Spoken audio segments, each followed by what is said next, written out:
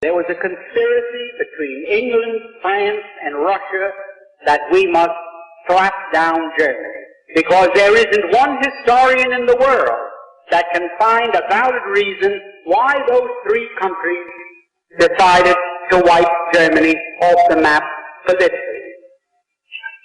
Now, what happened after that?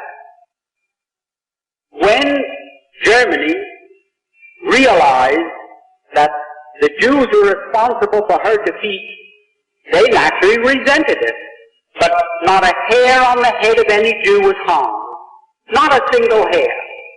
Professor Tansel of Georgetown University, who had access to all the secret papers of the State Department, wrote in his book and quoted from a State Department document written by Hugo Schoenfeld, a Jew who Cordell Hull sent to Europe in 1933 to investigate the so-called camps of political prisoners. And he wrote back that he found them in very fine condition. They were in excellent shape. Everybody treated well, and they were filled with communists. Well, a lot of them were Jews, because the Jews happened to be maybe 98% of the communists in Europe at that time. And there were some priests there, and ministers, labor leaders, masons, and others who had international affiliation. Now, the Jews sort of tried to keep the lid on this fact. They didn't want the world to really understand that they had sold out Germany and that the Germans resented that. So they did take appropriate action against them. They, shall I say, discriminated against them wherever they could.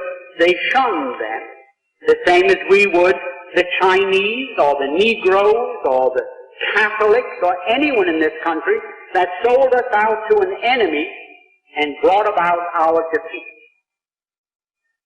Now, after a while, the Jews of the world didn't know what to do, so they called a meeting in Amsterdam. Jews from every country in the world attended in July 1933. And they said to Germany, you fire Hitler and you put every Jew back into his former position, whether he was a communist, no matter what he was. You can't treat us that way. And we, the Jews of the world, are calling upon you and serving this ultimatum upon you. Well, the Germans told them, you can imagine. So what did they do? They broke up.